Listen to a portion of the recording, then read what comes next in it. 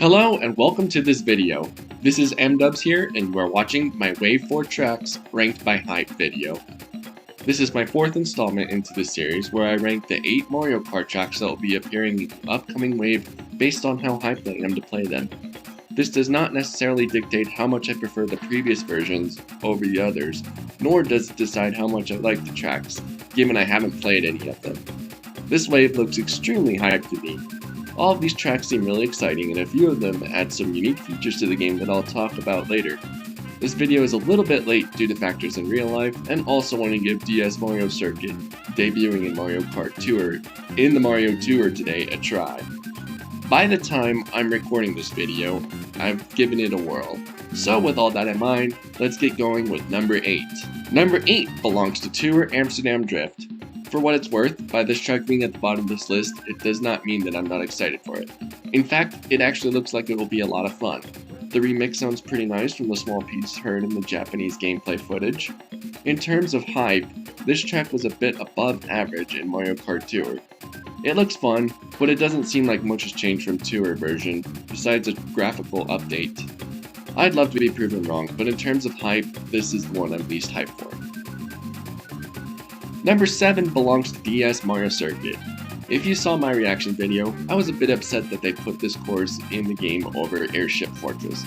But it is what it is. This isn't a bad Mario Circuit at all. I actually like it. And it looks like there's some updates to it, such as a forested area with wigglers in it, and the remix for the DS Circuit theme has a really nice upgrade to it as well. Nostalgia might be playing a factor into my hype for this one, given it's from Mario Kart DS, which I've killed hours playing from taking road trips as a kid. The Mario Kart Tour version was a slight letdown, if I must be honest, but I'm slightly optimistic about this version being reasonably improved, potentially given the Peach Gardens treatment, where a whole new section of the track opens up. It's a good track with some friendly additions, but at the end of the day, it's just a circuit track.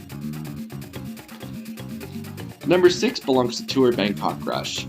These 6 courses were pretty hard to rank, as I'm very hyped for all of these.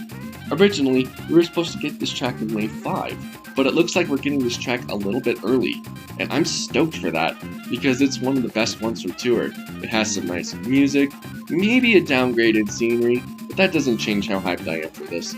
Each of the 3 variants that was playable in Tour had something unique to offer, such as driving on the awnings. I'm really excited to play this one for sure.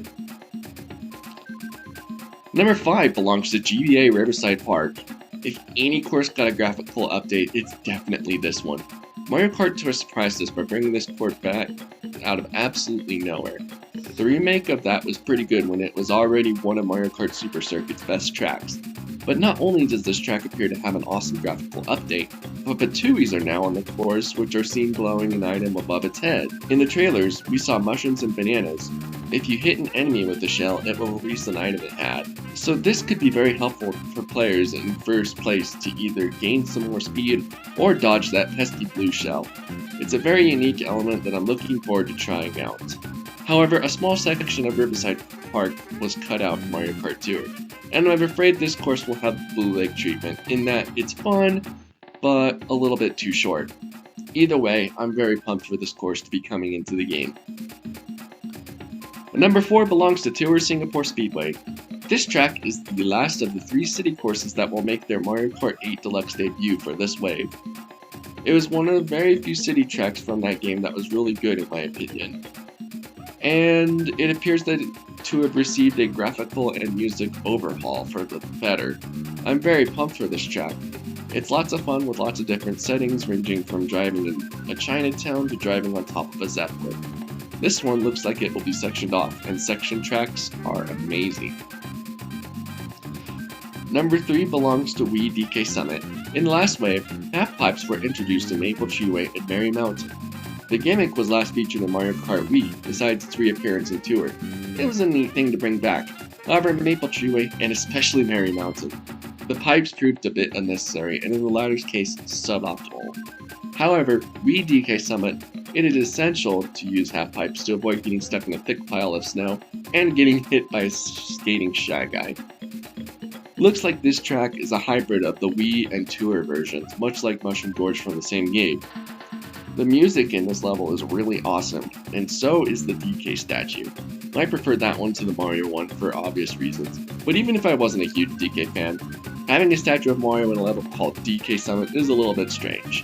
DK Summit is one of the best tracks from Mario Kart Wii, and I fully expect it to be just as amazing, if not more, in this version. Number 2 belongs to Yoshi's Island. It's a brand new Nitro track coming into the game.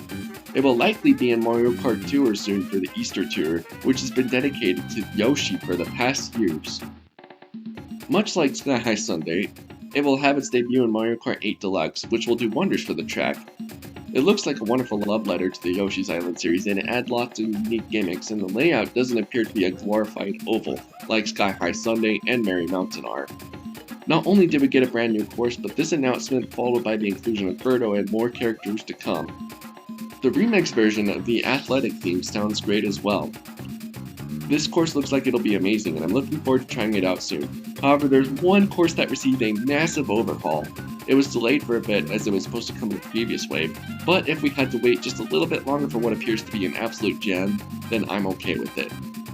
Number 1 is GCN Waluigi Stadium. I don't even know where to start. This was one of the handful of good retro courses from Mario Kart Wii. The graphics in this course are absolutely stunning. Some of the piranha plants are angled differently than they were in the previous 2 iterations. I'm not sure why, but maybe there's a glider that will lead to that section. The half pipes are once again brought to this track. The pipes by the piranha plants were useful to take, and they reappear here. However, the half pipe at the end of the track was completely useless. Keyword was.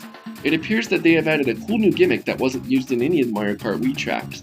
There's an anti-gravity section toward the end of the track, ended off by a glider pad. Apparently this is a shortcut, but there seems to be no means of achieving this shortcut besides taking that half pipe right at the end to gain enough height to reach that platform. That is a super unique concept, and I am happy that they brought more use to the half pipes, because in Mario Kart Wii and Tour, most of the half pipe usage was harmful to your race as opposed to helpful.